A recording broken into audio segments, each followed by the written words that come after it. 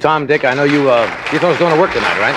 Yeah, we have a show at Magic Mountain tonight, and we have to go. So we want to thank you for this opportunity to do the show. Thanks for coming. Well, thank you. Dick, are you sure you want to go through with this? Yep, man, I signed the papers, and you're going.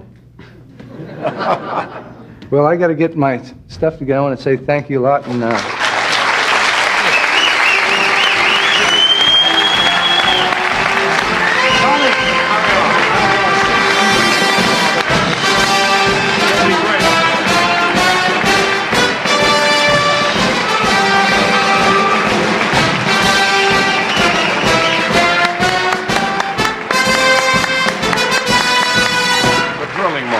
you better introduce somebody. You're going to be just alone, and you're no good alone. Mr. Baseball is with us. Hey. Mr. Baseball, Bob Uecker, who has a career in Major League Baseball second to none, and I mean that.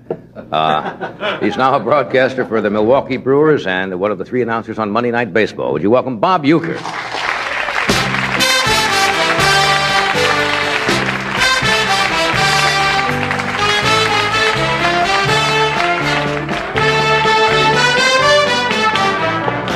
Welcome back. Gee, it's super show today. Isn't this? Oh, man. Yeah. Great. Good company tonight, but it's good to have you here. Oh, it's good to be back again. It's been a long time. I hear you on the Monday night games.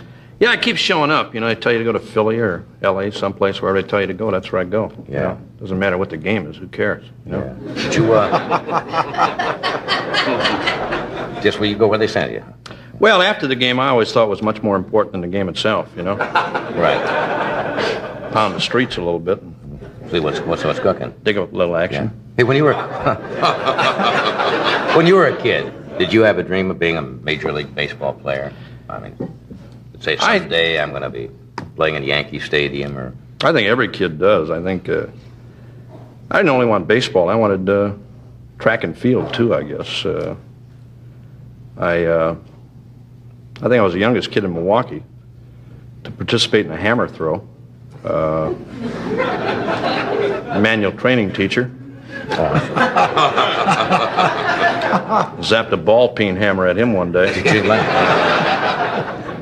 No, but the javelin throw, I liked to throw the javelin when I was a kid. Yeah. And the neighbors used to get upset about that, you know. Of course.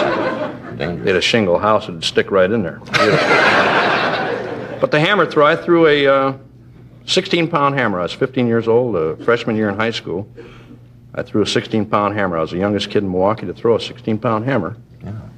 And about 8 minutes later, I became the youngest kid to wear a truss in Milwaukee. That was the same.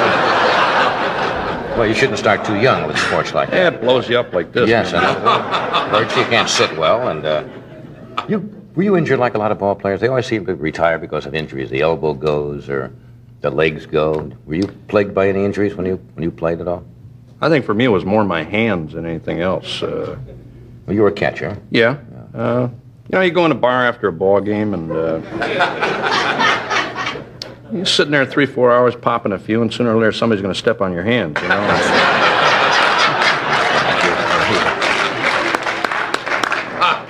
Never thought of that. Infected earlobe. Makes your head lean over a little bit. You're vulnerable to the inside pitch, you know. Right. You have to watch all this. Take one up in the coconut once in a while. Right. Did you ever do any commercials like the ball play? Now, that's a big lucrative business for ball players. They can make almost, you know, a top star can make almost as much on television, I understand, on commercials as he can from playing baseball. I think the thing that aggravates me now about commercials, see Leo DeRocher, Mickey Mantle, Yogi Berra, doing that, the commercial for Jock Itch. Which years ago you couldn't talk about. You know, right. you couldn't say things like that. And Jock Itch was a problem.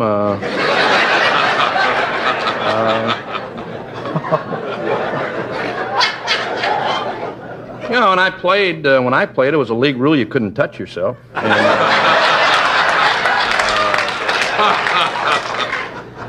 I think the guy that. How do you fix your hat? Well, you can't. You know, Mel, Jock Itch is a. Our clubhouse guy used to.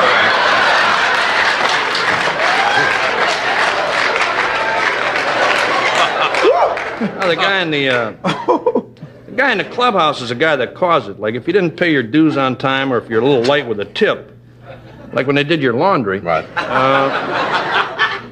Instead of rinsing the soap out, they'd leave the soap in there, you know? in there. Yeah, like the next day, you know, you start running around, you start sweating a little bit, man, I'm telling you. You know, bad. bubbles start coming out of your pants. The only thing, the one good thing about jock itch that... I mean, there's an attribute to that it? works for me. Worked for me. You get on first base, and like if you got a little jock itch, you know, which is, it's nothing now, you know, when you get a little jock itch and the first base coach comes over and throws a little alky on you. There ain't a catcher in the world throw you out stealing. Gives you a pretty good jump, I guess, on the throw. You wouldn't let me do that thing with the horse. Yeah. You wouldn't let that film clip Well, be that's on. on television. And They we talk did 8 about it. minutes on jock itch. Are you They have commercials for it now on television. I know, I did terrible. It's dreadful. That's really terrible. We're going to take a short break here, and right now, McDonald's salutes the persistence and determination of America's youth. We're talking with Bob Uecker, announcer for the Milwaukee Braves, and on Monday Night Baseball. And although Bob is not in the Baseball Hall of Fame, and has been told not to even come near the state, as a matter of fact, you had some pretty good years, didn't you? You were a good catcher. How about hitting? Catchers usually are good hitters. Sometimes, you know, hitting to me, you know, it was always a slump, and you figure when the season's over, you know, the winter time, you figure you're going to get out of it, you know. But for me, it always carried over through the winter into the next spring. You know, going to spring training, man, right back in the sewer again, you know. But hitting, I don't know what it is about hitting, and I think maybe you go through things like this. I don't know, John or Mel. You know, when you're doing a gig one night, you a little nervous or uptight about it sometimes. Sure. Apprehensive. Sure. To me, hitting was like that. If I'd come up in a tough situation, you know, to me it was always, I always felt like I had to go to the bathroom or something. You know? And I mean, you know, when you're standing with the bat, if you stride, something might happen, and you know, you'd rather take the pitch than Of course. you know. Right. Yeah, you strike out, you go back to the stands, and I mean, you're walking by the stands, and you know, some guy hollers out, "You stink," you know. And you ain't got no argument, you know. Maybe you do. You know? It was something that I, you know, rather than be offensive to two other guys standing back there, I used to, you know, take a hike. You know what I mean? Right. What was your batting average over 200. 200. 200 lifetime, a hard 200. Home runs? I banged 14 of them when I wanted to. You know, it was one of those deals. If you want to hit a home run, you hit one. I laugh at guys now. You know, the guys hitting 300, 320. What do they got to look forward to next year? You know. You wanted to kind of build. Huh? Oh, you stay around 200, 201, 202, maybe 2 or 3 RBIs. You got something to shoot for the next year. 3 RBIs. Did you have a school for a while for youngsters? Yeah, I had I still got it, as a matter of catchers, fact. young catchers? Yeah, pass ball school. It's a school to show kids how to miss a ball without letting the people in the stands know you're missing it on purpose. And I'm talking about not a pitch out here or over here. I mean one right here to get that kid maneuverable enough where he can let it go.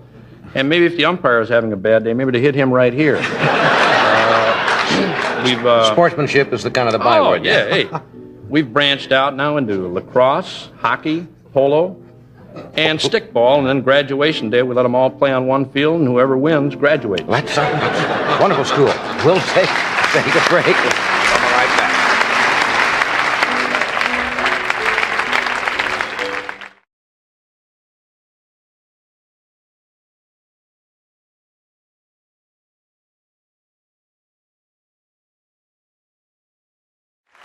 You are on the right frame of mind for my next guest because this is his very first appearance on The Tonight Show. He's a young comedian. He's from Cleveland, Ohio. And he's going to be appearing this weekend at the Funny Bone in Schaumburg, Illinois, and next Tuesday through Sunday at the Funny Bone in Naperville, Illinois. Would you welcome Drew Carey? Drew? Yeah, I know what I look like, thanks. People just staring at me. It's okay. People laugh at me all the time because I look like that guy from the ad in the back of the comic books for X-ray specs.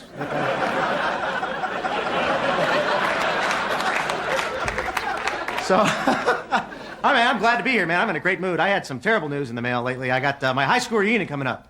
I don't know if you've ever been to one of those. Don't go. It's too much pressure, man. That's a lot of stress, high school reunion. You get that letter in the mail, and right away you feel like you only have 6 months to make something of yourself. Like, come on, 7. Daddy needs to lose weight and get a new career. Come on. I'm the only one that still looks like his graduation picture, though, so I'm pretty happy.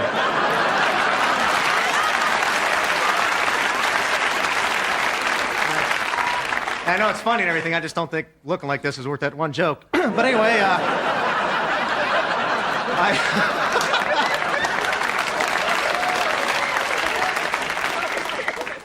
it's gonna be in the springtime in Cleveland. That's the worst time to be in Cleveland because you know why? People hate the winter so much in Cleveland. In the springtime, they always say the same stupid thing over and over. Every time it rains, there's just cruddy out. They always go, "Hey, at least it's not snowing today, huh?" All through the Midwest, man, these people are so excited there's no snow. They just, "Hey, not snowing today, huh, pal? Pokey poke, poke, poke." And then they poke at you like they're letting you in, some kind of big thing, you know. It'll be 40 degrees and raining. You'll be sitting at a coffee counter trying to mind your own business. A big guy on each side of you just poking away, man. "At least it's not snowing, huh, pal? Pokey poke, poke, poke, poke." "He's right, could be snowing. Poke. Hey. People always say that to you like it's the worst thing that can happen to a guy. Like, "Hey, Drew, how come you're limping?" "Well, I was laying around the house, naked, playing with fireworks. I accidentally blew off an M80 in my lap." "Wow. At least it's not snowing, though, huh?"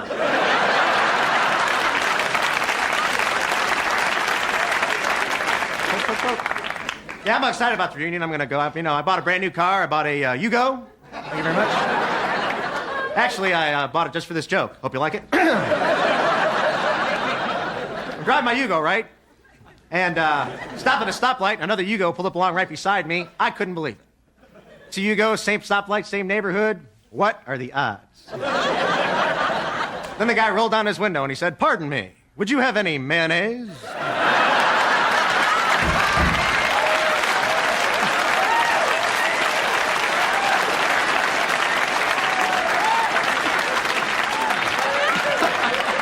But of course, I had a little packet from Arby's. Here you go, pal.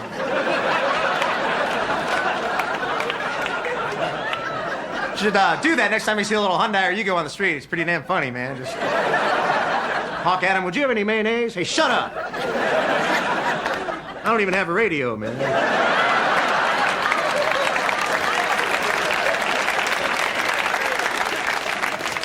I drive around Cleveland a lot. You know what? There are a couple of my neighborhoods. When I go back there's like 3 new drive-through liquor stores in my neighborhood. I can't believe it. I don't know if you have drive-through liquor stores where you live. I can't believe these things are illegal. If you've never seen one, this is what it is. Drive-through liquor store. It's a big liquor store with a window on the side where you can just drive up and buy Jack Daniels and beer and everything while you're driving. Yeah, great idea, huh? Just the thing for that drunk driver who's constantly on the go.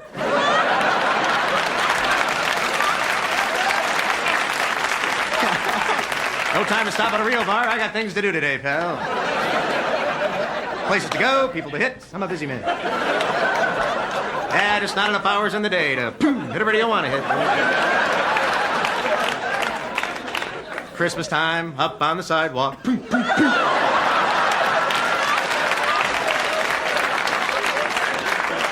At least it's not snowing, up, pal.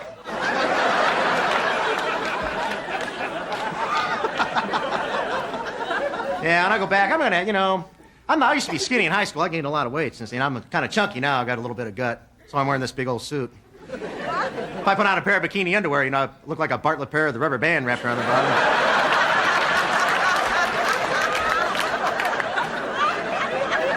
Well, it's the food. That's what it is. I really enjoy just bad food. That's all. There's Denny's has my favorite thing on the menu. It's a hot dog with cheese and bacon. Yeah, not enough nitrates in a hot dog. Got to put some bacon on top of there. And for an extra $1, they'll put chili on top of the whole thing. For people who don't care anymore.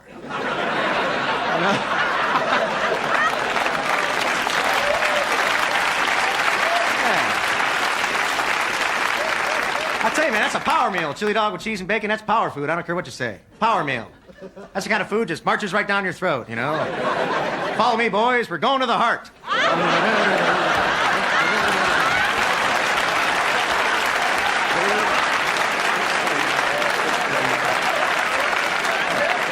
What is that, lettuce? Get the hell out of my way, man. You, Chili, come with me. We're going to the colon. Come on. Quick, before he gets home. Come on. Quick, before he gets home. Not even kidding around about that part. You eat a chili dog from Denny's, man. It's like a race with the devil to get back to your house, man.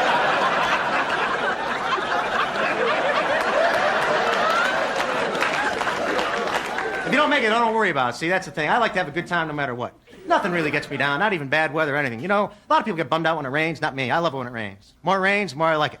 Bring on the rain. When it rains really hard, see, I like to run stop signs just to make cops get out of their car. Yeah.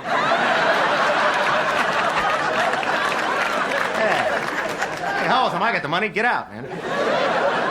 Why make the money if you can't enjoy spending it?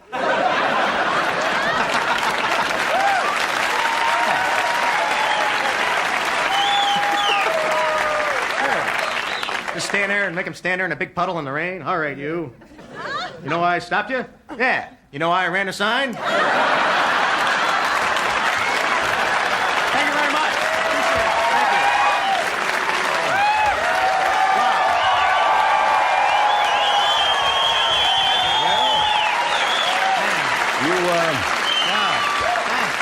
Thank you very much. You can't do any better than that for your first shot. Thanks. No way. Thanks, appreciate it. You know, Johnny Henton is a friend of mine from Cleveland. He got called over, too. So Yeah? you owe me $5, man. You're funny as hell. Thanks, I appreciate that. You Thank really very much. are. Thanks. Oh, you too. Yeah. You don't have to say that, but what the hell? I'll accept that. This is great, man. Thanks for even having me. Hi, Ed. How you doing? I was on Star Search. That's where I got my... You were? Yeah, remember me from... No. But I was on Star Search. Star So, Search, yeah. sure. Yeah, and I was in the Marine Corps, too. Yeah. So, Yeah. thanks. Did you win on Star Search? Well, one show, and then... One show? I can understand that. Me neither. 100 grand. Well, you got to come back and be with us again, will you? I would love to. Thanks very Sure, much. yeah. Yeah, thank you. We'll be right back. Thank you very much. That's a good shot.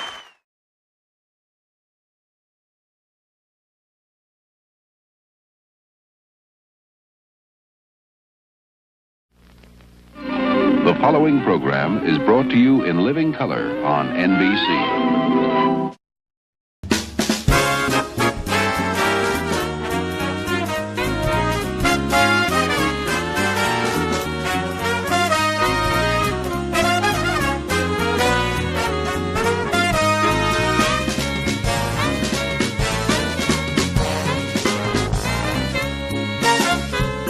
And now, here's Johnny.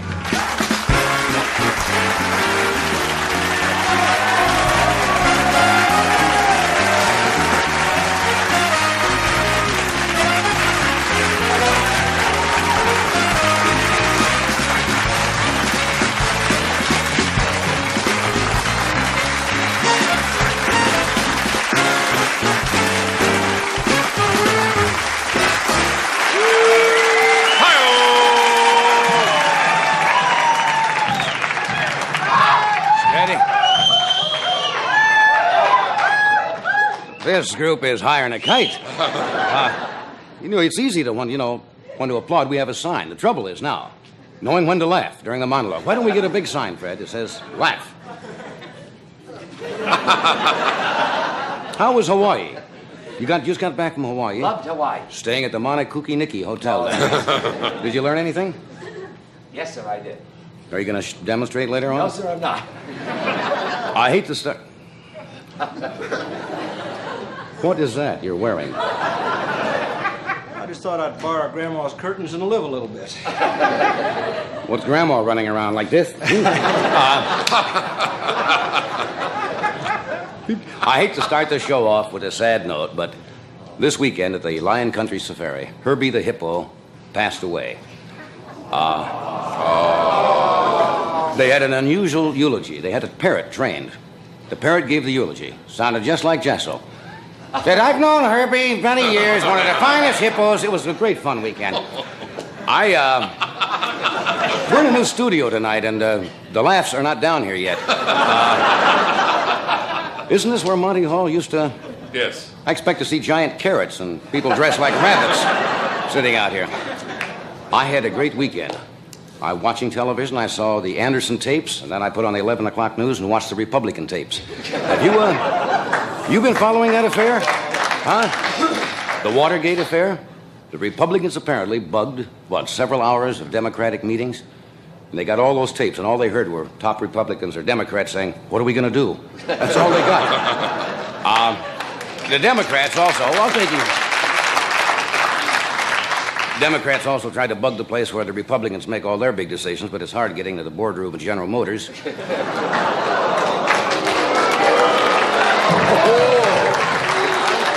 See, I go either way. It's interesting to see how these jokes go. They suspect Agnew might be involved. Because on one of the tapes, they heard somebody saying, testing, 1, 2, 4.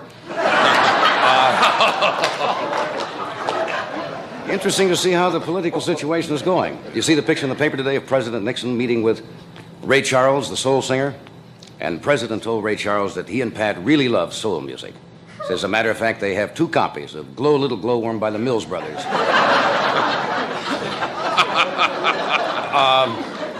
You got a, something from, Fred came back with a sun rash. You call it a hickey from the sun, right? Actually, it's a hickey from the son of Don Ho, but we're not going to go into that. What else happened today? Did you know? Oh, this is a hostile group in here. In New York today, did you see this? The Central Park Zoo, Lulu, their gorilla, gave birth to a little baby gorilla. It's the first baby gorilla ever born in captivity in New York City. There's a scandal involved. They don't know who the father is. Okay. Well, I'm not going to keep you much longer. We got a good show tonight. This is a little unusual for us, isn't it? Yes. In here. Because Bob Hope is right next door, taping his show, and that's why we moved over here. Bob will be here. Dom DeLuise is with us. Peter Fonda, most talented singer, Mr. John Denver. And what else we have? That's it. That's pretty good. What do you want? We'll be with you.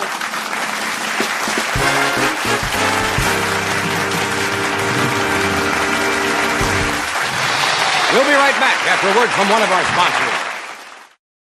I don't know about you, but I want my makeup to look clean and fresh. That's why I switched to Natural Wonder oil-free makeup. It doesn't give me a greasy, over-made-up look because it's the first makeup without a drop of oil in it. And some makeups have this much oil. Oil-free makeup really makes you look and feel fresh and clean.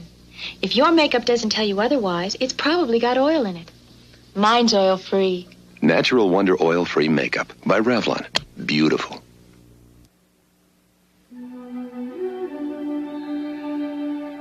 Wouldn't you like to get away for a few hours?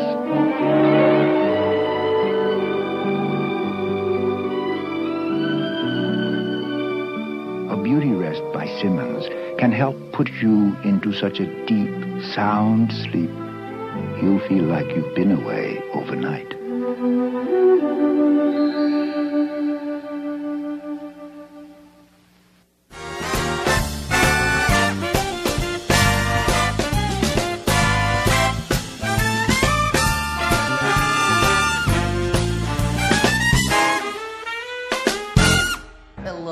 Hello.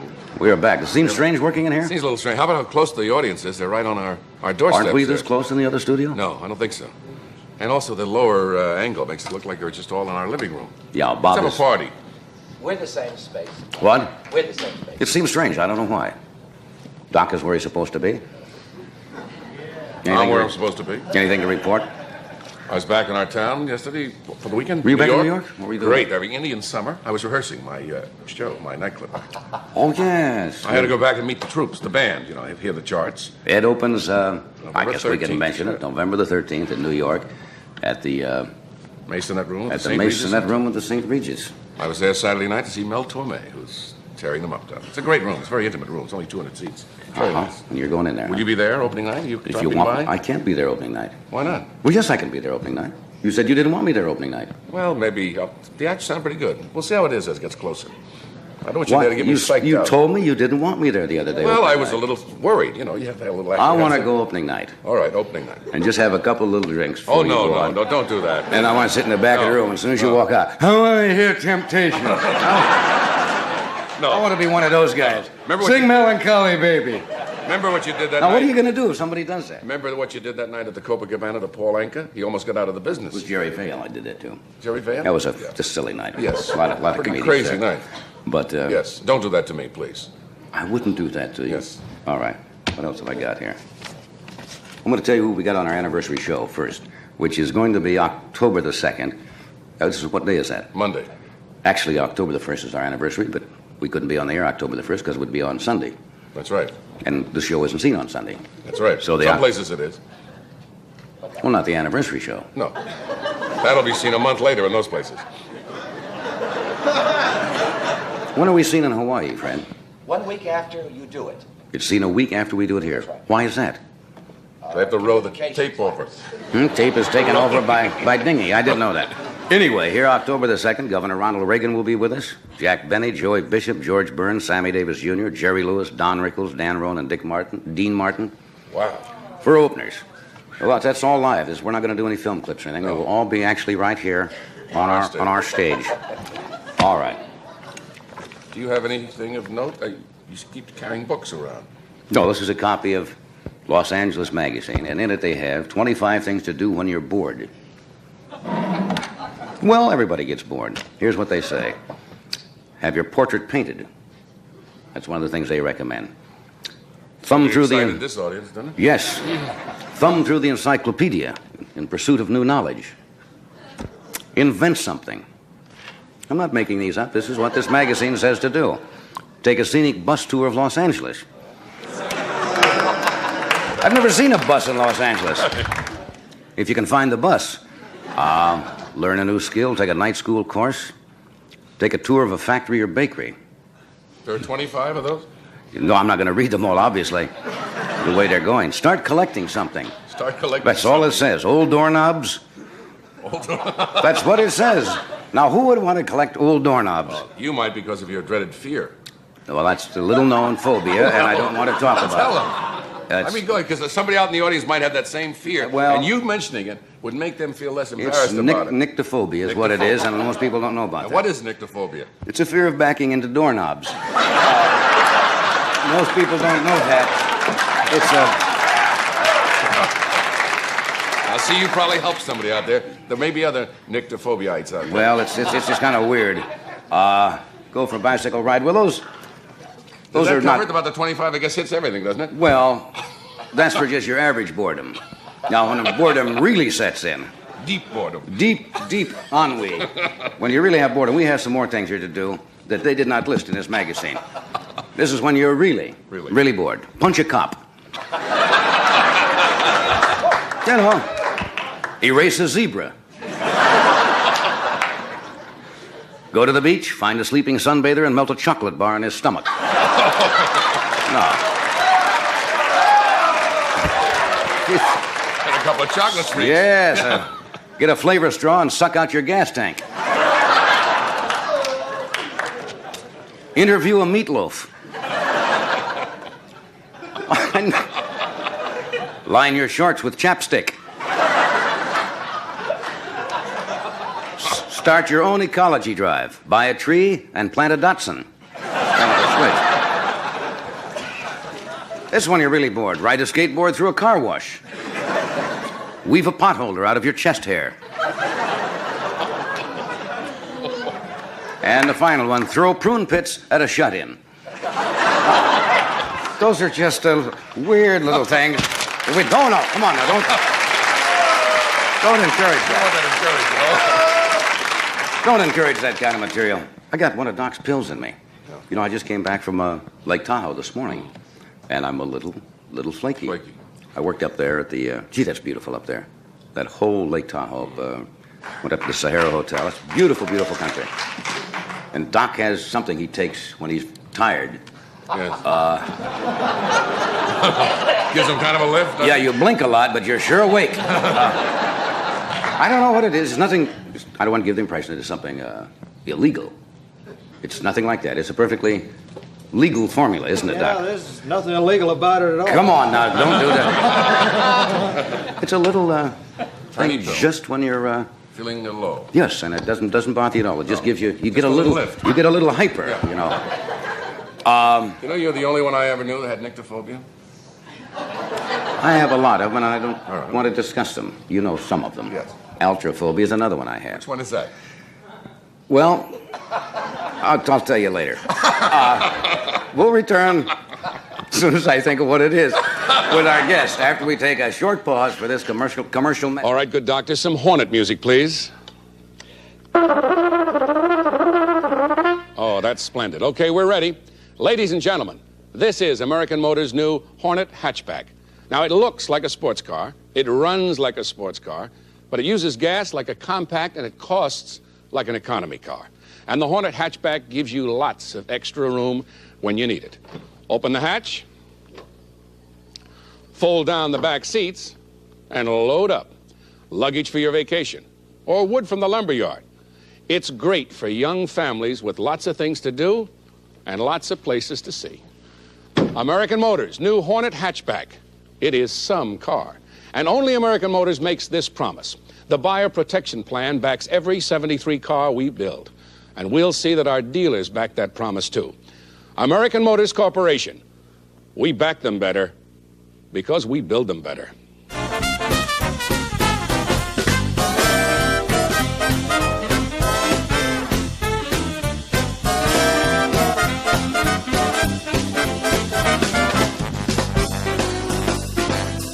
You know, Bob Hope has been introduced so many times, it's difficult to think of something new way. What would you say about Bob Hope that's never been said? I would say, I've mentioned this before, that he has more class, I think, as a performer. Style. Than you're just a classy man. Well, he's with us. His latest film, Cancel My Reservation, opens Thursday, September 21st at the Radio City Music Hall in New York. Would you welcome Mr. Bob Hope? Yes.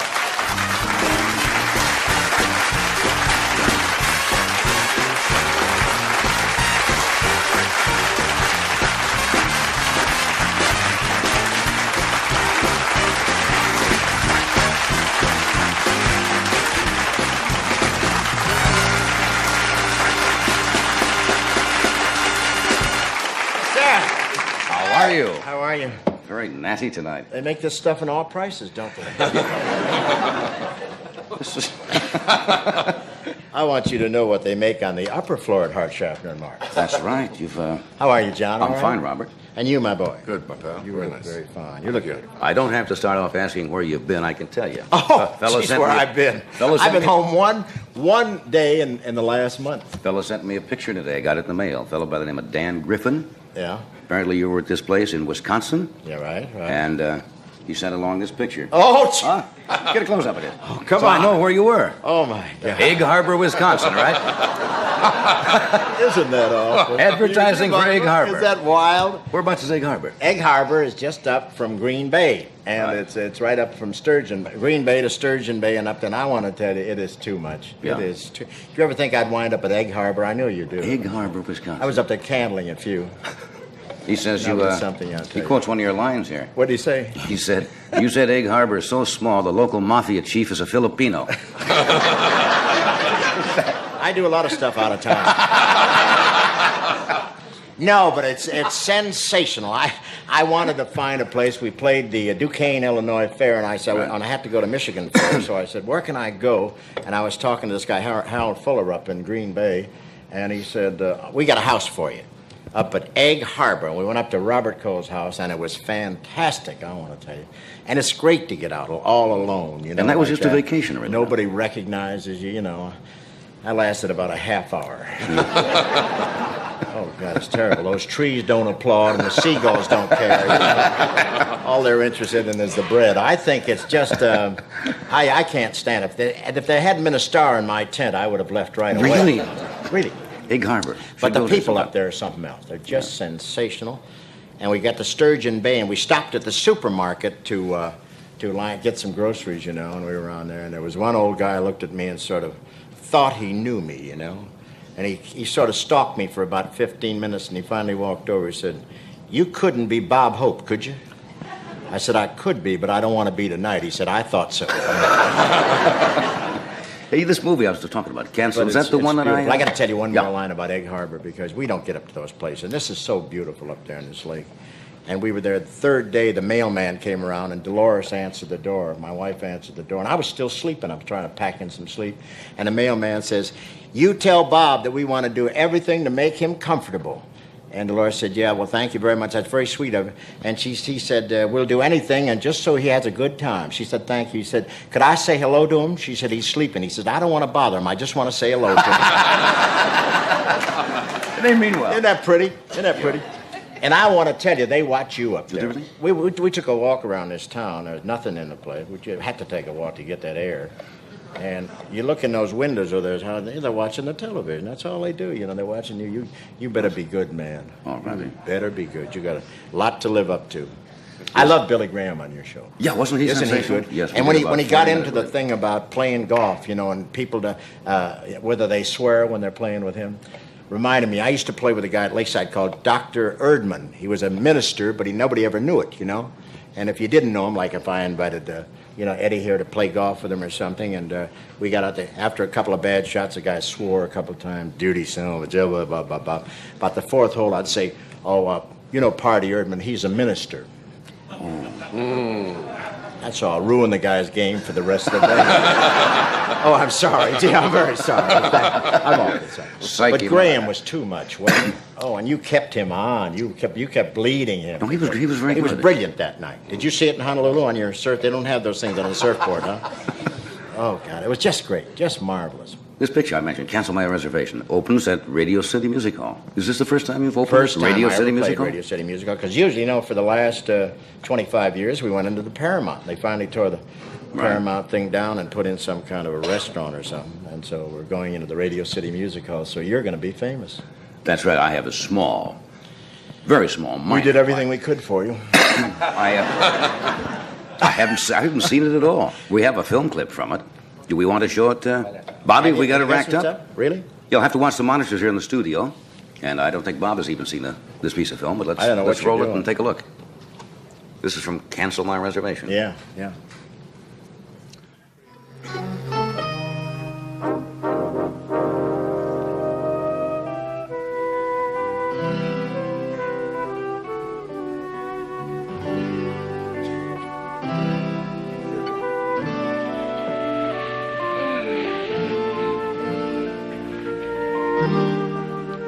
Careful, partner. You don't have your brand on that yet. You're alive. Only one of us is going to be if you make another move. Who are you? That's my question, stranger. I ask you first. But I got the gun. Don't you know it's against the law to carry a concealed weapon? I'm not wearing anything to conceal it in. Sure, one thing. You have to let the horse know who is master.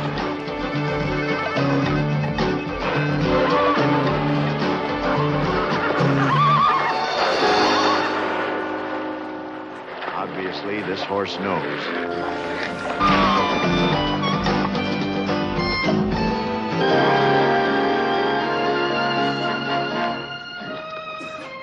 Don't worry, we'll make it. Glad you're in good condition, honey.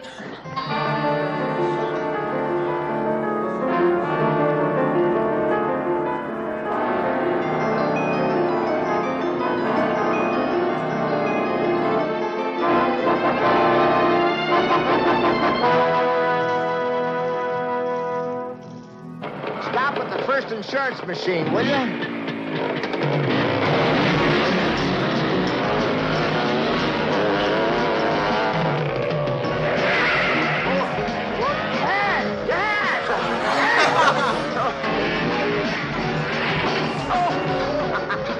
Yeah, we can pick up my stomach on the way back.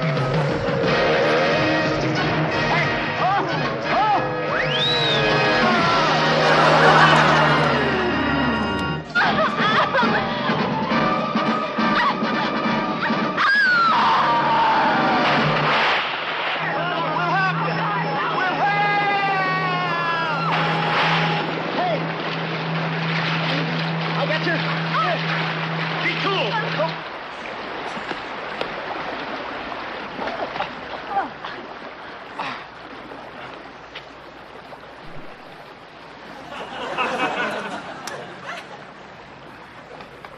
Now, what are you doing? I'm giving her mouth-to-mouth resuscitation. That's okay, thanks. Anytime. All I want is a fair trial. If it ever comes to trial, you know, the people in this town are mighty sore. Mob rule may prevail. Mob rule? Isn't there any justice? Poor fella, he'll do anything to win an Oscar.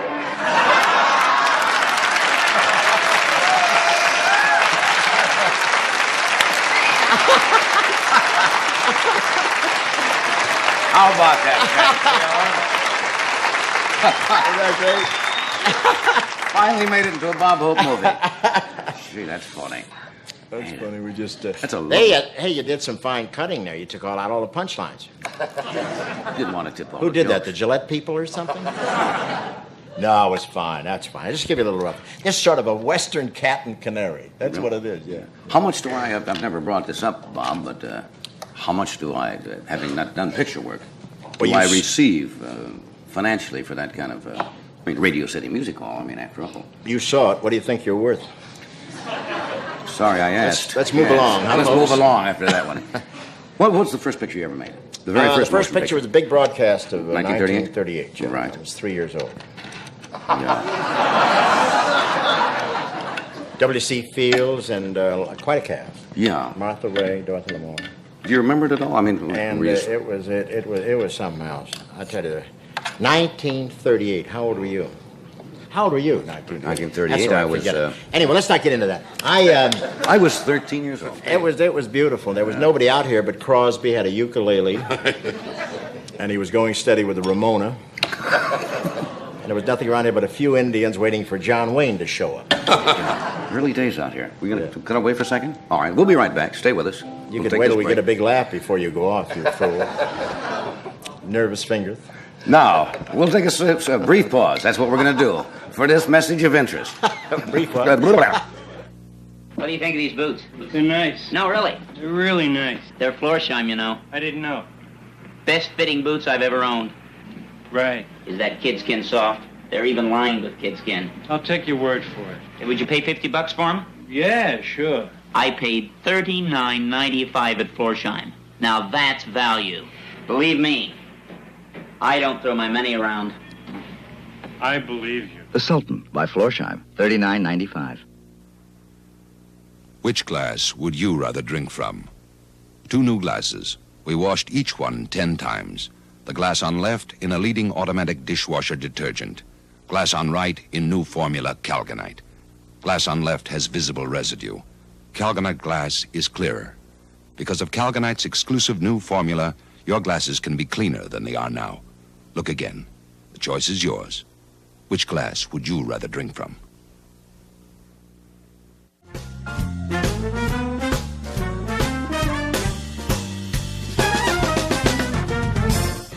Bob just asked me, he said, what we're doing in the studio. That's funny. The reason we're in the studio is because you're doing your special next door. We moved over here. Oh, that's sweet of you. Yes. No, we're over there filming David Cassidy for our next show. Is he on and the Carpenters. And when we does have that a play? fellow October called sometime, doesn't it? October 5th. October 5th. And we have Mark Spitz coming down next week to do it, too. How about him? Hey, that is great. You That like is it? great. How about that Mark Spitz? 7 You know, he's gold half medals. man, half fish. Nobody realized the bottom half is fish. What's he going to do with it? Is he going to work in a sketch with you or what? I don't know yet what we're going to do. We got to Should talk be to him, interesting. do what he wants to do. We may do a Tarzan thing. You know, we'll do what he wants to do. Where's the 500-pound gorilla sit? Any place he wants. No, but you know, you got to make him feel at ease because he's going to walk in. He's got more medals than Jessel, you know. Yeah, that's a remarkable achievement. You seen though. Jessel's medals, huh? He makes Westmoreland look like a draft dodger. Well, show business is his life. Hey, you were talking, Freddie said he just won a bet about you because he was talking about the big broadcast of 1938. Yeah. That is the picture in which you sang Thanks for the Memory, and then they made a movie called Thanks for the Memory after that. You know, I thought I was a comedian, and in that picture, they took me right to a bar set with Shirley Ross. I sang Thanks for the Memory, and that's the thing that kept me in pictures. Otherwise, I'd have hit the thing back to vaudeville and Is that Broadway. true? I mean, because that was such a hit? Freddie we worked together in the Follies, you know, 1935 and 36. 35 and 36. Freddie was sitting right like that, saying no to me. Right. When did you With decide? Fanny Bryce. And then I did a picture call, thanks to the memory, where I sang... To Shirley Ross. What's it? Two Sleepy People. Two Sleepy People. I remember that. Thank God for you. I wondered what the hell you did. I want to ask you, I never asked you before, Man, this may sound like a dumb question. All right. But I don't think I've ever asked. What age were you when you decided that you wanted to be a comedian? You got laughs. Yeah. Were you young? Was it in school? No, I don't know what happened there, but I found out that was where all the money was, being a comedian, you know? And then I started doing my single in Newcastle, Pennsylvania. I was doing a dancing act. And the guy asked me to go out and make an announcement about the forthcoming show, and I said, next week is Marshall Walkender's Whiz Bang Review. He's a Scotchman. I know him. He got married in the backyard so the chickens could get the rice. That played good in Pennsylvania. You remember that joke? Yeah, and they laughed, you know. So the next day I said, yeah, Marshall Walken did the same joke, and I said, and he killed his wife because he bought vanishing cream, And that played very well there, too, yeah. Had a better delivery in those days. But that's interesting. Right there, I got laughs, and I said, wait a minute, this is pretty good. So I started breaking in my act, and I went to Cleveland. I got a brown derby and a cigar, and I walked out, and I'd play for any place, and I got $5 a night, you know. Then I ran out of grocery stores to play there. I went to Detroit, and I started playing around there for $5 and $10 a night, and I made a lot of money last weekend at the Michigan State Fair. A real lot of money, you know. And it just made me think of how in 1928 I was staggering around Detroit trying to make $10 a night, you know. And then I figured up just before I walked down for the fair last weekend with the taxes and everything, I'm making about the same kind of money today. That's it. Wow. It's true. That's interesting that you would go from dancing telling jokes because Jack Benny was essentially a violinist, and he started telling jokes along with the violin playing, and then went the other way. Also a floor walker. Yes. Follow me, and the guy said, if I could walk like that, I wouldn't need the talcum powder. Remember that joke? He's beautiful, doesn't he? He walks like he's wearing Liberace's dancing belt or something. He's pretty. Just a little minty there. You mentioned when we go back to New York, they're going to have a special day on the 21st, and the mayor is going to be there. Yeah, that's what Mayor I Lindsay. understand. They're having a special day at the Radio City Music Hall. Yeah. Nice, huh? Right. Nice. And I'm going to Tyler, Texas on October the 13th for the East Texas Symphony. And, you're kidding. How about that? Wichita, Kansas, I'm going after that. The next day to Wichita, Kansas for another benefit.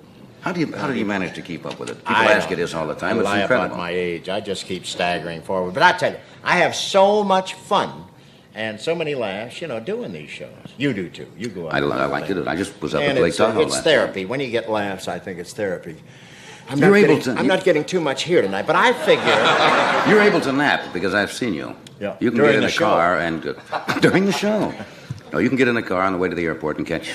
I can't. And go to sleep. I relax pretty good. As long as they pay, I relax pretty good. And you're going to be gone on October the 1st or 2nd. I think you said you're in Georgia or something, so you can't be with us on our anniversary. Right. And I wish I could be. I'm going to be in Macon, Georgia. Another big benefit for local citizens thing there. And I'm going to be in the University of Missouri on the next day. And that all? 30th of September. But if you want me, I could send you an 8x10 glossy or something. Hold on. Got this one from Egg Harbor here.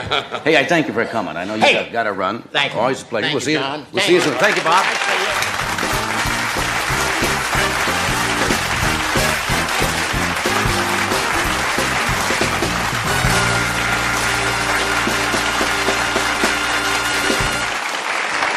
What a man. What an incredible schedule. It still amazes me. No matter how many times he tells me, but like every single day, he is appearing somewhere. Doing some. Next time we get him back, we're going to go. He was a pretty fair dancer. He's a pretty fair hoofer. We'll get him up next time. Maybe we can learn a few steps. We do this first, then Dom DeLuise will join us. You ever found a latex wall paint that cleans like enamel? Well, here... They've gone. Home. Home at last from Bull Run, Petersburg, Shiloh, and defeat. General Pierre Beauregard, the Napoleon in gray, came home to New Orleans, grieving for his lost dreams.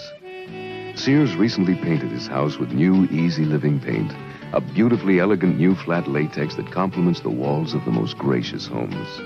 But that's not the only reason Sears used Easy Living paint. Day in and day out, tourists leave fingerprints on the walls and woodwork. Ordinary household dirt does not penetrate this incredibly tough surface. Marks wash right off. And that's what's so remarkable about Easy Living Paint.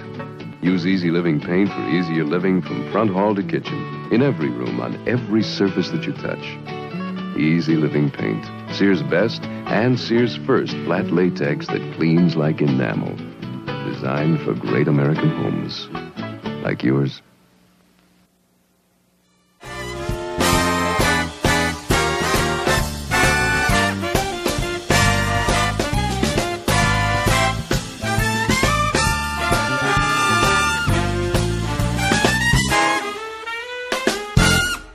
Before Don comes out, I might mention tomorrow night's guests. We have Don Rickles with us, Dionne Warwick and Hal David, of course, who collaborates on all that great music with Burt Bacharach, Pat Boone, and Dr. Irwin Maxwell Stillman. Can you see Rickles and Dr. Stillman? That ought to be.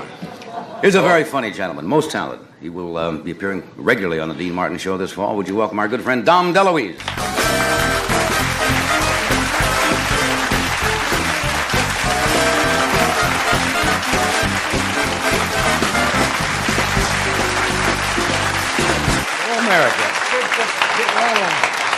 Wonderful to be back. They like you. Oh, they're good. You tell People that? are nice, yeah. I'm very lucky. Is this wood? Everything is full, Michael. You can't knock on wood anymore. You notice that? It's here, something, you know. Are you superstitious? Oh, no, but you got to be careful. Listen, if there's a ladder and a nun and a black cat, I stop right away, you know, and I say, I don't go under a ladder on purpose, I'm careful. I had a cousin who said if you see two nuns, you got to go the other way. I've never heard that before. No, well, my cousin, he was Cousin weird. You have to weird. be careful. He used to bet on the horses all the time. He said, I almost made $1,000 today. And you see, he meant if he had the money, he would have bet on this horse, And black cats don't bother me particularly. I always like to see a little white spot on them, Then I know they're okay. Then you do have But I'm to. not superstitious. Of course you are. Everybody says that. Somebody says you shouldn't put shoes on the table in a dressing room. Why take a chance? Shoes on the table? No, I've never heard that one. I've heard of the hat on the bed. Well, hat on the bed. See, I don't work that room so much. You work the shoes on the table room. I didn't know. Tables. You got to be careful about that. How have you been? I've been terrific. I've been working great. a lot on the Dean Martin Show, and I've had a wonderful time because you meet people like who you were talking about, Jack Benny. That's right. Now, I've admired him for years, and I met him a few times, but I had... Are you all right? Excuse me, I'm fine. But I had a whole week with him. And boy, he's terrific, You know what I mean? Sure. He's incredible, man. I mean, he's incredible because he's enthusiastic about life and, and about his jokes and stuff. I really admire him, My hat came off to him before, but it's really, I really... He's amazing talent. Yeah. And boy, was he funny. I mean, I'm talking about really funny so that you would cry a little, Yeah. Yeah, really, really good. Was he one of your idols when you were growing up? He was, Yes. Jack was one of mine. Sure, why not? I used to listen to the radio to him, his vault, I would listen on Saturday. Radio is very deceiving, you see. When I was a kid, on Saturday, we'd listen to the radio, and I'd see the Frog Prince, Let's Pretend, and he'd become the prince, and I'd see all that stuff. And then one day, my cousin took me down, and I saw this show, and they're standing in front of a microphone. Yeah. Oh, no, don't do it. Ribbit. And I went, that's it? So disappointed. Then television came, and I liked it. Takes all the fun away, doesn't it? You could see all the mistakes they made. Remember Lights Out on radio? That Lights great Out. show The Witch's they had? Tale, I remember that. No, they used to have one called Lights Out. Everybody was late at night, and they did these wild, incredible things. Like doors creaking. Driving a stake into somebody's heart. But sound effect-wise, it would absolutely drive you crazy on radio. You can hardly duplicate that on television. No, you can't do that anymore. I've been listening to radio as I drive home on Sunday night. You can hear the Green Hornet and different stories. And the Green Hornet is on? Didn't you know? Yeah. Well, no. You keep going to Vegas and making money. I didn't know the Green Hornet was back on radio. Yeah, well, it's on Sunday night. Oh, maybe only my car gets it, but in any case... but I hear it. Wild car there. And I like it, and I think, oh, it's interesting. But is that Cato? Cato is there, right? I didn't know that. Did The Shadow. The Shadow do. Right. Right. But they kept saying, I'll tell you what my plan is, and the music would go, and he'd say, Inspector, here's my plan. He says, Cato, here's what I plan to do. It was terrible. Really terrible. Did you ever send away as a kid For everything. For all the premiums? I have all the buttons and the whistles and the thing you put up the nose and nobody will know that you're... What is that? Hold it. What? Well, that was... I mean, the long ranger ring. You know, in case you're in trouble, you blew it. Woo! Like that, you know. And Tonto would come, ooh, give you a little... You know. Yeah, that's crazy. I loved being a kid because I loved to send away for things, for free things, you know. And wait at the mailbox. Yeah, they only lasted as you open the envelope and it said, "Ooh," and it would break. You know, but you loved it. Oh, look at this! It's a wheel that you could hold. I don't know what. You know what I mean? They sent you nothing. Didn't you ever get the Orphan Annie decoder pin? Right. Sure. All Remember of that that? stuff. And give you a message oh, at and the you'd end sit of there and they'd give you the secret message at the end of the thing, and the message would be, buy Ovaltine, which I thought was kind of a hokey trick to do on an 8-year-old kid. But wasn't it exciting, though? See, now my thrills and chills are harder to come by. Yeah. What? But when I enjoy them, I enjoy them. I tell you one thing that happened. Can I tell this? Sure, you can tell anything you want. Let me ask my conscience if I... Yeah, no, this is... You asked yourself? Sure. I don't know, because I was there. The marvelous thing about my son is that he's mine, you know. Well, I'm saying that as a sentimental father. I really like that. And we were living on the beach for a while, and the beach was being taken away by the ocean. The ocean had a storm, and it was saying, "Give me the ocean, give me this thing." And it just took a big chunk out, you know. Now, we had steps coming by this house, and then would come sand. So like that, you see. You'd walk down steps and then go. So the ocean came, took some sand away, and then I had to build 2 other steps, you know. And I built them, see, so they were my steps, even though we rented the house. Now comes the storm again, and it took about, I don't know, another 6 feet from the ocean, just took it away. So these steps are hanging, and I jumped down, and I was going, I'm going to get the... I took my clothes off. I was going to save my steps, and my 6-year-old son said, "Don't go out there, Dad. They're just steps." I said, "But they're my steps." And he said, this is the sad part, it's not touching. He said, "They have no life, Dad." Oh, you know the Jewish word kvel? Kvel. All over. Yeah. I was kvelling a lot. My steps went out, but, you know, I lost them. But they're not... I thought no that was a life nice in it. thing for him to say, you know. That was a real joy He's for me. 6. Yeah. That was like a button that you get in the mail Yeah. for me. Do you get all the parents' books, you know, that how to you know, raise your child and talk? Yeah, to oh, sure. They're Has he- terrific. Yeah. I told my son, I said, "I'll never hit you again. Because I read books and I know that you shouldn't hit." And I said, "And you have to be very careful with me because I'll just tell you what I want. You'll go to your room, you'll listen, punishment, like a grown-up."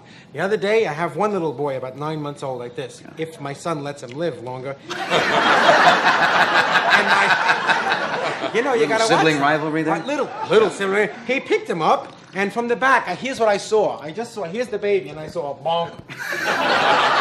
And then I saw his face, and he was consoling the 9-month-old, and he was saying, "You'll be all right, you'll be all right." But the big smile, and I said, as a good, compassionate father, "Go to your room!" You know, Exercising I was so control. mad at him. Yeah, because, and then I suddenly said, "Oh, geez, that's not good." I swatted him as he went by, lefty, you know. I says, "What did he learn? To scream and yell and hit, you know?" Right. So Were I you said, spanked as a child? Yeah, from the back of the neck, my father would just go, paw, you know. Well, my father was terrific. Yeah. A good hitter. He once gave me a dime when I was about 14 years old, and I said, he was going to go hunting. My father was he went like this if he wanted you. No matter where you were, even if you were making love, you would drop your girl and go. He wanted you then, you know. And anyway, he gave me a dime when I was... You drop your girl. Well, whatever you were doing, he wanted you, you know. He was a tough guy, you know. He was very tough. He used to, at home, the general tone was, I'll give you the tone, be careful. "Get out of the way, no more, that was the general. I mean, I was eating like this all the time. You know, at the dinner table, it was just, "I never seen nothing like that in my life." That was just Christmas, you know. Then when he got excited... Was he born here? Or is he from... Yeah, oh no, he was born in Brooklyn. Born in And then when he was 2 months old, his mother took him back to Italy. And that's when he learned Italian. He didn't learn English very well, but he would say, instead of breakfast, he would say blackfast. Breakfast. Yeah. And there's a couple of words he used to say. I guess, can you say Jesus Christ on television? Well, This is telling a story. You may have to bleep this whole thing. Shall I take a chance? Yeah. Okay. He would say, instead of... Are you nervous? No. Well, sometimes when people swear, they say, Jesus Christ. They do say that. You know that. Yes. And that's the truth. Okay. Almighty, they say that whole thing together, angrily. Okay? Then they also say for crying out loud. And my father took these two expressions, and they came out when he was angry. For crying level almighty! Just took the best of both. That's right. You just took just put them together. For crying level almighty. And then I'd say that must be bad. That must be. But he left out the good parts, the part. I don't think taking the Lord's name in vain, if you want to do that. I don't want to make I don't want to make any enemies, but I tell you that as a humorous anecdote. Anyway, I'll tell you this. I know you have to go to a spot. No, we don't. But when he was 12 years old, when I was 12 years old, he was going hunting, and he gave me a dime. I couldn't believe it. I said, a dime? He woke me up at 5 o'clock in the morning. He said, here's a dime. And I was so touched. He had tears in his eyes. He missed me. I thought, he loves me. The man who says, yeah, for crying level almighty. Love me. I took the dime and I put a pencil mark on it, and I still have that dime. Is that right? Yeah, because he never gave me a dime. Usually he gave me this, paw, in the kitchen. But he was a sweet man. He turned out to be like a lion later. Do you have a minute? Certainly. Do you charge much? No, I'm all right now. I loved him as he got older. I loved him very much because I realized that he did what he thought was right. Right. And he was a sweet, dear, wonderful man, and we loved each other very much. Fortunately, he got to be very old, and we got to be really good friends. I would yell back at him louder, and that would make him laugh a lot. Yeah, that's great. I'd yell a lot. You can go now. It's okay. Come back. And now Ed is going to show you how tasty. Wrong. It's all right. How tasty, but I'm very sentimental. How twisty? How twisty? How twisty? Now, a grown man. How can a breakfast cereal be twisty? Well, it's twisty and it's tasty, and it's only 240 calories. Tasty is right, John, because for less than 240 calories, you can get the Special K breakfast. It really is special because you get a 1-ounce serving of delicious Special K, America's favorite high-protein cereal, plus some skim milk and some sugar, a glass of refreshing orange juice or tomato juice, and a cup of hot coffee. So start your weight control program right with the right kind of breakfast, the Special K breakfast. Less than 240 calories, 99% fat-free. It is 100% delicious. America's waking up to a great breakfast idea. Frosted mini wheats from Kellogg's. Oh, they're grand and glorious cereals. Make them golden wheats. Oh, they're all-American sugar cinnamon frosted mini wheats. 2 flavors, plain sugar frosting or brown sugar cinnamon. And a great little size. And fortified with 4 essential B vitamins. Oh, they're all-American sugar cinnamon frosted mini wheats.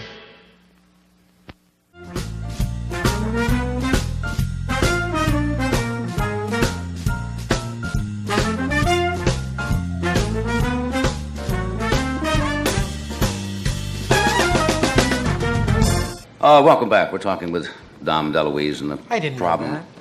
Oh, and yeah, you were going to say raising the children. problem Has your son come to you yet, like all children do at that age, when they ask the questions like, "Where did I come from?" and so forth? Oh, sure. My kids are pretty right well. Away. I'm pretty well grown now, and I forgot how you go through that. Oh, it's really tough. I don't try.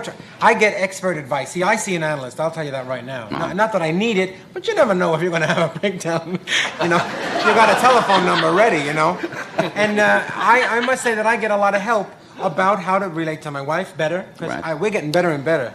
Really, I have to tell you that, hon. It's wonderful. I mean, it's nice to be friends with your wife. It takes a lot of work, Certainly does. And you got to say. It does. Well, because it's hard to be friends with her and still work. Look, here's what I'm saying. Anyway, I'm breaking my heart doing it. Over you. And from time to time, my son will want to know how babies are made, So we got a book, and it says how babies are made, and you say innocent little things like mommy and daddy lie close together, and we plant a seed, and then comes a baby, And then you just give them a little information, and you don't get all that they can really too graphic, assimilate, because you don't want him to to get nervous when he's only 6 years old. Well, there's a famous story, that shows that parents can over-explain sometimes. The kid goes to his mother and says, "Mommy, where did I come from?" And the mother sits down and goes through the very Right. detailed She thing says, about the well, egg and so forth and so on, and the uterus and so forth. And after she got through, the kid says, no, Billy across the street came from Detroit. Where did I come from? So you over-explain too much before the kid's ready. There's more truth to that because they really don't want that much information, you know, slowly. And by the way, I will be very honest with them because, see, I tell you, I don't know how many of you knew where you came from when you were 12, but somebody told me on the corner what possibly my mother and father had to do to conceive me. And I said, don't you dare say that. My mom and dad would never do that. And they said, well, what do you think that, you know, and I said, well, that's just an eggshell. That's, you know, 12, do you understand? I was going to become a priest, but then I found out that you didn't, that wasn't eggs, so I got married instead. Well, why not? That's a good enough reason to get married. Well, and for that reason, I think that the kids should know, and I think it's as a they wonderful ask and as their thing. mind is capable of understanding that, you tell them and tell them honestly. I saw a show the other night in which a doctor was talking to somebody. I think it was on the David Susskind show, and he says parents often make a mistake when they say the baby is in the mother's stomach, and the doctor says don't say that because that is really not true. He says you can say uterus. You don't have to explain in graphic detail. You just say it's near the stomach. Yeah, but he said that's wrong also because that gives it gives the wrong impression. But you hear that all the time. Right. My son always asks wonderful questions like, what does that mean, Daddy? And around our place, it says, wanted alive. You know, there are a lot of children driving. Post, yes. So you have to go into the thing, wanted dead or alive is a thing they had on. I try to tell him as patiently as I can about the world. It's so big, and it's been here such a long time that they have to have so much information. He's only 6 years old. He's got a lot of information already, you know. Television does that to kids. You know, they're so much more aware of what's going on in the world because they see it every single day. The only thing my son asks for now is that he wants a monkey and an elephant. A monkey and an elephant? Yeah, for some reason. How do you handle that? Well, I handle it like this. No. See, I look at him. I think that's direct. You can't have an elephant. You know, who's going to walk it? And where? Curb your elephant. I mean, that's kind of weird. Yes. I can't do that. No. Sometimes you just say you don't have to always give a reason. You know, say because it's my house and it's my house and I'm bigger than you are. Right. When my son threw my big son threw my small son on the floor, you know, I said to him, "That's not allowed. That is not allowed. I'll get you a doll. You can bang the doll around, but you cannot bang your brother around. It's just not allowed." That's reasonable. You know, if anybody banged you around, I would be very mad at him. Right. Then he kind of listened, and I said, it's not allowed. You sound like you're a good father. Sincere. That's right. Also, I give a whack from time to time that I don't mean to, but it comes out. That's not like going to that. warp him, you know. No. The Tonight Show will continue in a moment after this word, so stay tuned. Hey, I got it out. They were close to one another, yet they never met. It seemed as though they had nothing in common. Dubonnet is soft, smooth, refined. Ginger ale is just ginger ale. And ice, merely frozen water. But when they met, something magical happened. The French wench was conceived. Some people think Dubonnet is a drink for little old ladies. Have a French wench and see. This table was beautiful once, but look at the wax buildup. And you can't remove old wax with still more wax. Now, watch Scott's Liquid Gold go to work. Looks terrible, but Liquid Gold is dissolving the blotchy layers of wax, restoring the wood to its natural beauty. For heavier wax buildup, leave Liquid Gold on overnight, then wipe dry. Liquid Gold absorbs into the wood, leaving only the natural finish. Scott's Liquid Gold. Either way, liquid or spray, there's nothing else like it.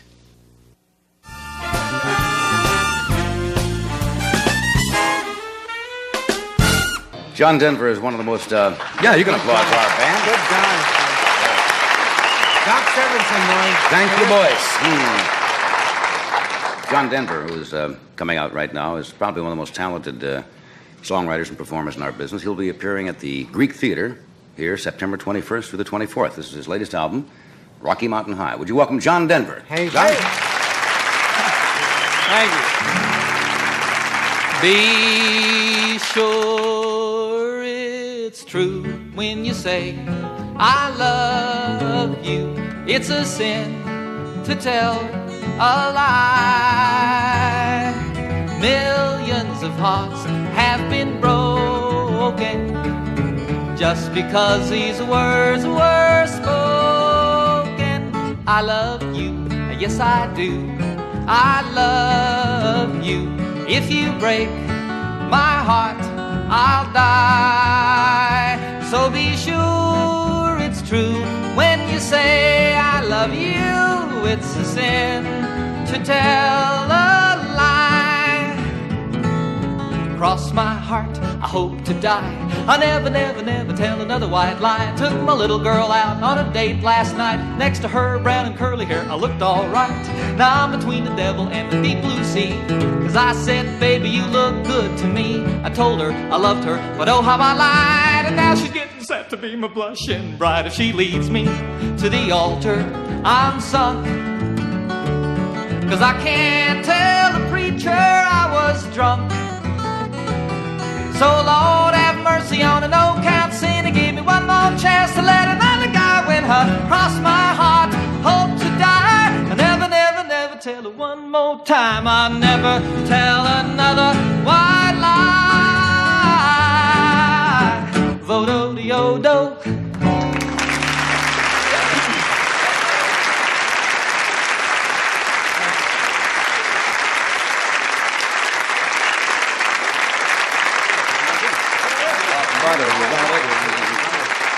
How have you been?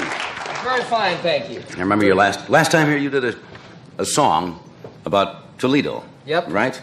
We heard it from a few people from Toledo. It was kind of a good-natured rib at the town, right? Oh, yeah, as a satirical kind of song. And as a matter of fact, about a week after I did that on your show here, we did a concert at Blossom Music Center in Cleveland, Ohio.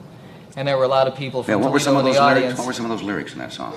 Saturday night in Toledo, Ohio was like being nowhere at all. And it goes on from there. But they didn't storm the stage? No, as a matter of fact, that was just about my most requested song that night. Yeah. I had a song I was going to do for you tonight called Forest Lawn. I saw my producer go, Yeah. What I is it? noticed. I beg your pardon. No, that's all right. They didn't want you to do it, I assume? Well, I guess it's a little touchy. I've done it on television a couple of times and did it on an album. And thought, I've always wanted, if I ever got the chance to do your show, to do that song. But I think it's a little bit... We talked to some people, they got the lyrics and everything, and I beg your pardon, you guys. Well... No, that's what we're looking for, controversy. It's okay. People get uptight about it. Oh, they do. Well, you have to watch things like that, Like I'm sure in the interest of you people especially, I understand they're a little touchy, and you have to watch what you do on television. Yeah, you really do. We got into trouble once before, I don't know if I mentioned this last time, when we did the I Was Not a Nazi Polka, when I was with the Mitchell Trio. Yes. Who writes your songs? Well, see, there are just a couple of things. I used to be a part of a group that was known sort of for the satirical material they did. And we're really the only people that are doing college concerts, for those audiences that are doing that kind of material. And so it's something that since I've been on my own, I've tried to retain. And I think you're doing a good job. Well, it goes over great for those audiences. Sure. And sometimes you get into trouble, but it's all in fun. I've been in trouble myself. It's okay. Did you get followed by the groupies like a lot of the young stars do, the pop stars, the rock stars that follow them around all over? No, I really don't have any problems with that. I think my musicians sometimes are a little disgusted with me for that. I write so many songs about my wife Annie, "Goodbye Again," which I did last time here, and "Leaving on a Jet Plane" and stuff, and they leave me alone. I think they feel that they realize I'm pretty comfortable at home. Somebody asked me to ask you about an experience you had. I don't know whether they're putting me on something that happened during your honeymoon. Yeah, God, I'll never live this down. Ann and I got married about 5.5 years ago, and we went out to Phoenix, Arizona for our honeymoon. We were at a trailer camp where her grandparents had stayed, an old people's... retirement village type of place? Yeah, exactly. And while we were there one night, I'd gone out to see some friends and ended up doing a little guest set at a nightclub out there, and Annie was feeling kind of poorly.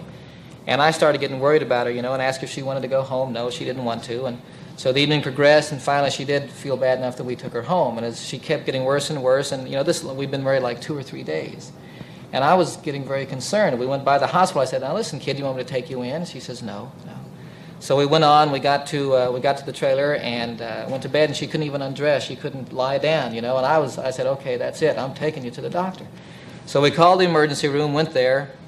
They couldn't figure out what it was. They gave her some pain pills and decided that they would set up an appointment to see a doctor the next morning, which we did. Went to see the doctor, went through this whole thing, and Annie was in there, it seemed like years, you know.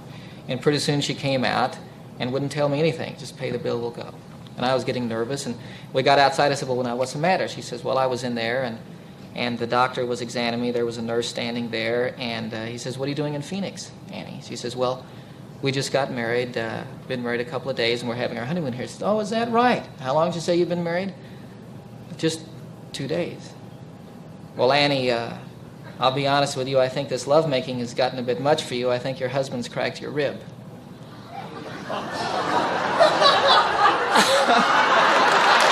The new champ and winner.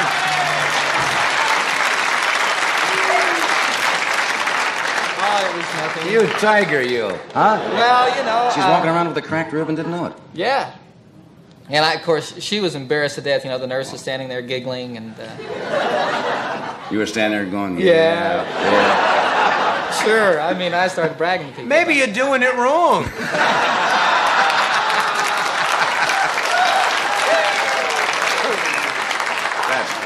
I never thought about Funny that. story. Hey, we've talked about this on the show before to other people. Everybody, there are probably more amateur songwriters in this country.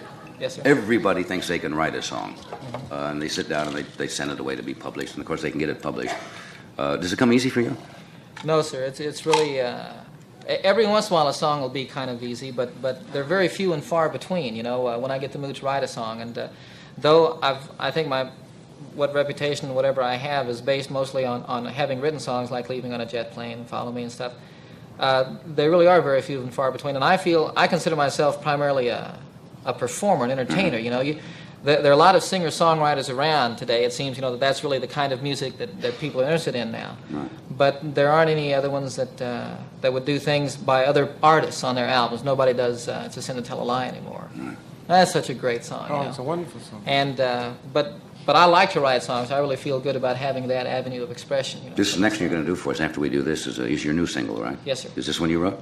Yes, sir. I wrote it in January, and the single is called Hard Life, Hard Times. But when I wrote the song, the way it is on the album, it's called Prisoners. It's about prisoners of war. Good. Love to hear it when we come back. Okay. All right, we'll do this first. We'll be back with John Denver, Dom DeLuise, and Peter Fonda will join us shortly.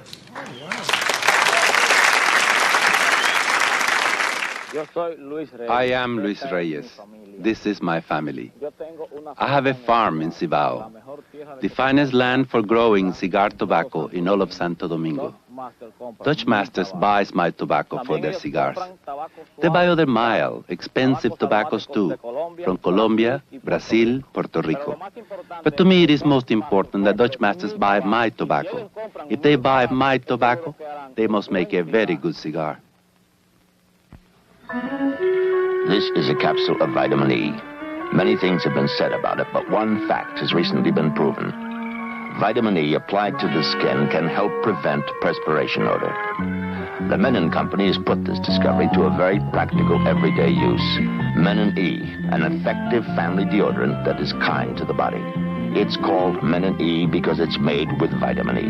Menon E, a new era in deodorant protection.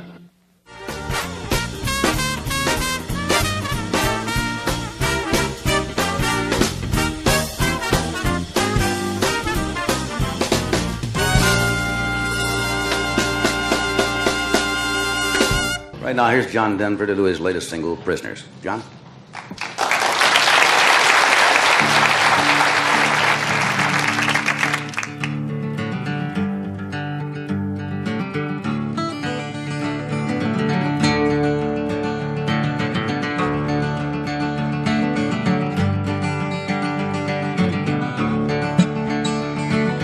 Josie works a counter at the downtown 5 and dime, anything at all to help her pass the time. My mama keeps a baby, my grandpa rambles on about the good times playing in his mind. It's a hard life living when you're lonely. It's a long night sleeping alone. It's a hard time waiting for tomorrow. It's a long, long way home.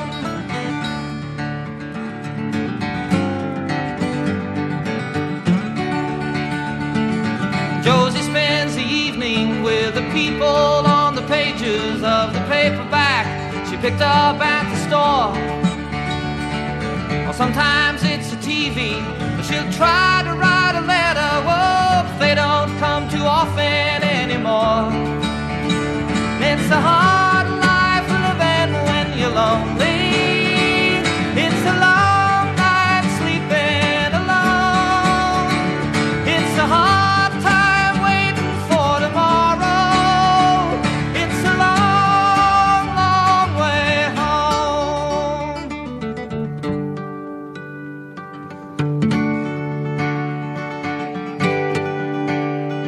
I stare at the gray walls before me, and I see her face in the stone. And I try to imagine our baby. I wish they would let me go home. And I wish they would let me go home. And it's a hard life living when you're lonely.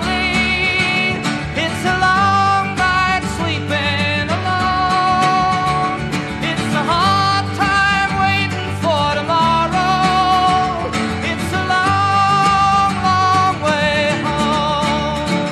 It's a long, long way home. Bring me and the other boys home. Bring me and the other boys home.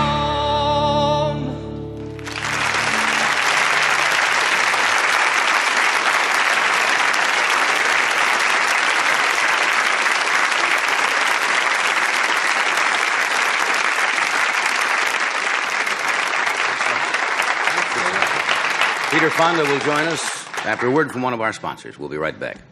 That's a good song. Yeah, thank you. You know, Doc, now you can look a lot, feel a lot, the way you really are inside. Well, are you trying to tell me I don't know what I'm something, trying to Mr. tell you. McMahon? I know what I'm trying to tell you. But most of all, that's just the philosophy behind Johnny's new clothes for fall. You mean like that great-looking window pane plaid number? Yeah, look at that. Pure wool with rich suede accents. Coordinated shirts and ties as well. Look at that. Say, Ed, is it raining? Not yet. But when it does, you'll look good in Johnny's new Hartley raincoat. And when the sun shines? Ah, you step out in this lightweight heather twill suit made from Klopman's two-way texturized stretch fabrics. Next up, Johnny's rugged new velveteen sports suit with full trousers and battle jacket. I'm telling you, it's ready for anything. And you know, Doc, this is just part of Johnny's new fall wardrobe. Great looks to make you feel great, and at prices that won't make you feel small. At fine stores throughout the United States and Canada. From the one nearest you, just write Johnny Carson Apparel, Buffalo.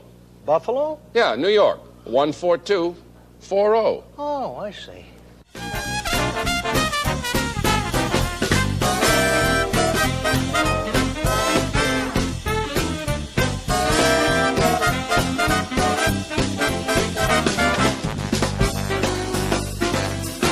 Last week we got a little behind time on our show because we had Reverend Billy Graham on, and Peter Fonda was nice enough to give Reverend Graham his time and said he could come back with us tonight. He's a most talented young man, as an actor, a producer, and a director, and he will soon be appearing in the new Robert Wise film, Two People. Would you welcome, please, Peter Fonda?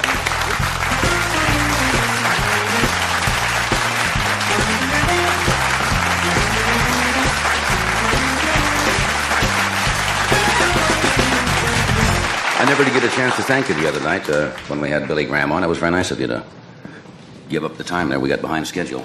Well, that happens. You know, he's a very fascinating person. Yeah, he was. He's a filmmaker, too. I've got to give filmmakers time. That's right. He does produce quite a bit of films. Mm-hmm. I was going to ask you a quote last time. We'll talk about it. Orson Welles, I think, in the quote was, "Every actor in his heart believes everything bad that's ever been printed about him." I was going to ask if you believe that. I know a lot of actors do. Yeah, sure. Why not? Do you? Take the worst, you know, and then build from there. Lots of bad things are always said, and lots of good things are said, too. Unfortunately, I think we go overboard on both sides. An actor takes too much of what's good said about him and tends to let that weight his head down, or bad and tends to hide. Right. You ever answer the critics if they say something unkind or untrue, or you just ignore it and... Occasionally, I answer them in the shower, you know. Singing I in know the shower. exactly what you mean, yeah. Yeah, it's better to sing in the shower when you don't know how to sing, and if I don't know what to say, and it's really not a fair thing to come off to a critic if you... Maybe it is.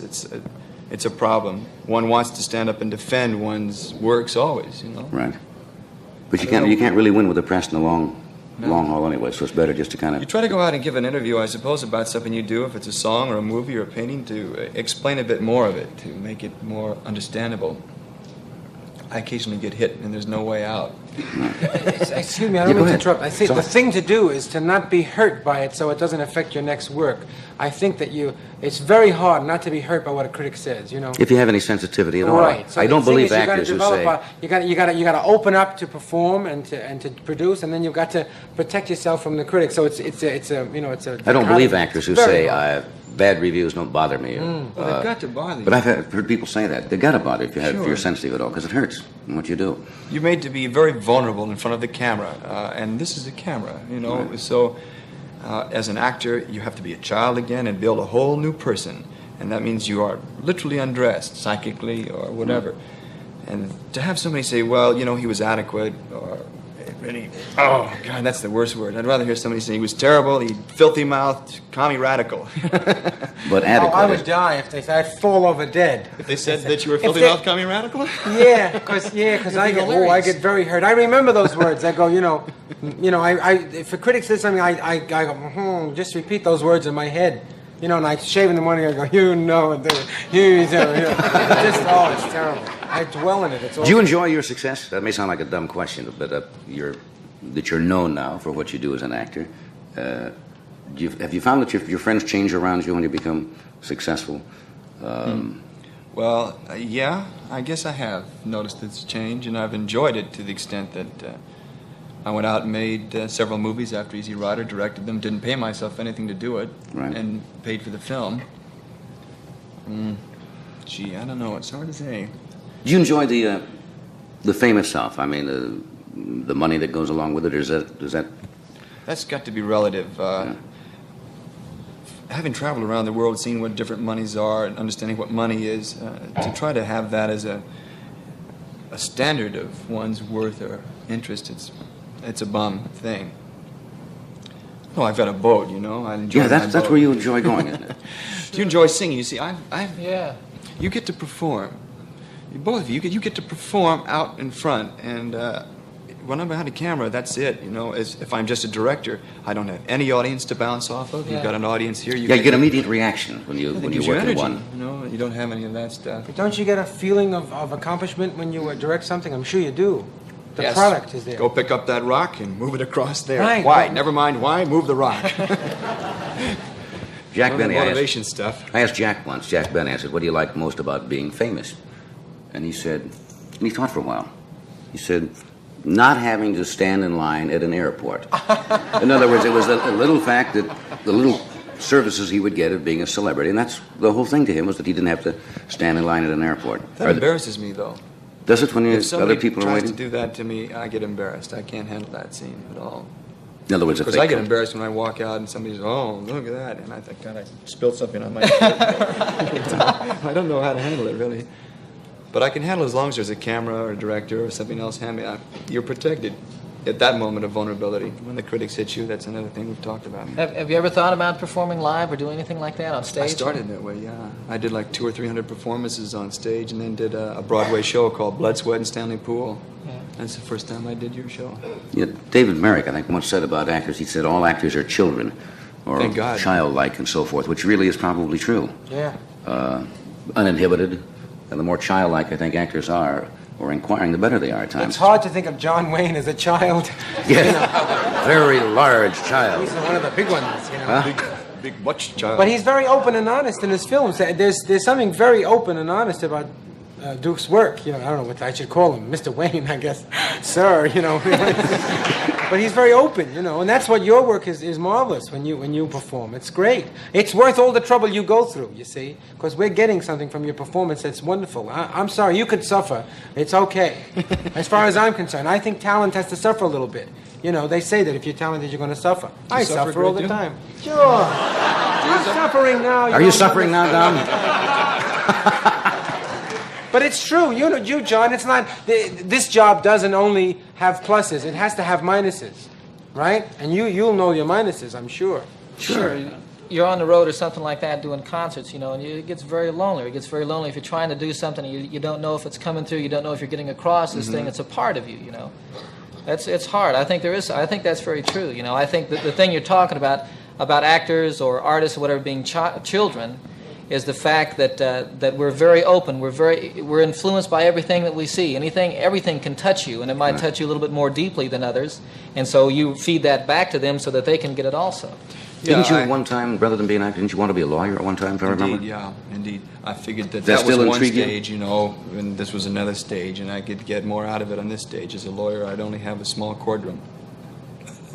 You know, I just thought about the question you asked me about fame. I don't know how I relate to it on an outside level, but before we came on the show, John came over to the dressing room, looked in and said, hi, you know, and I really like what you're doing and all that. I thought, well, that makes it worthwhile. Then that's all right. Well, isn't that what all performers in the end result, you really want the acceptance of your Fellow peer man. group, Yeah. basically, your fellow It's all entertainers. security, isn't it? Boy, what a word security is. Do you have any goals now that Survival. you, say when you were 20, you want to be a lawyer? Do you have your goals at all 19. changed now? Or 19, you want to be a lawyer? Oh, yeah, you know, lots of them changed as I learned more about the world around me.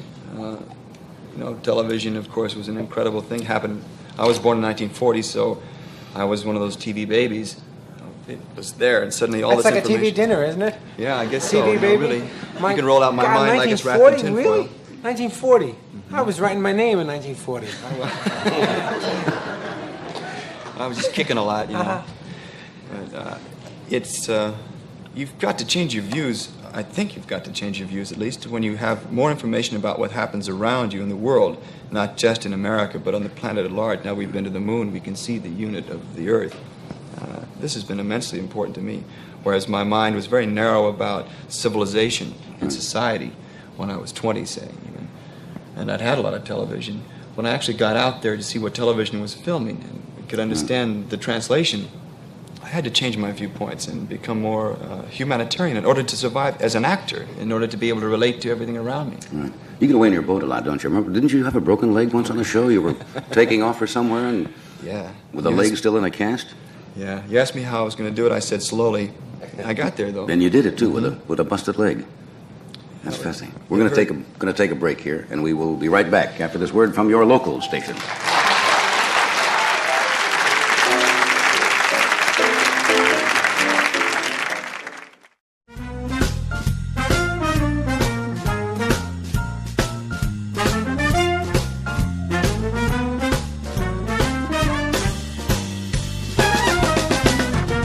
We're back. We have about a minute here. The Robert Weiss film I mentioned, Two People. When does this open? I don't know when Bob wants to open it. I think probably after December because of all the glut of motion pictures it tries to compete for the Oscar. That's right. They do that, don't they? They have to get them in a Dump certain it out year. by the 12th or something, the 15th of December. Well, that's the way it works. I see. In other words, if your picture comes out after the first year, then it's up for the award in the following year. Mm-hmm. I wish you good luck with it. I hope it's a good picture. Thank you. I hope so, too. John, where are you headed for? We have the Greek Theater this weekend. That's right. And then Carnegie Hall in New York the 30th. Carnegie Hall. Right. Yeah. You ever play Carnegie Hall? Freaks me out, I'll tell you. Little country boy playing Carnegie Hall. Yeah, I'm flying my folks up from Denver and my wife's folks. And, Okay, that's great. Thank you. I'll be appearing in my living room. Don will be in his living room immediately following the show. Tomorrow night, Don Rickles, Dionne Warwick, and Hal Davis, Pat Boone, and Dr. Still. Thank you. Good night.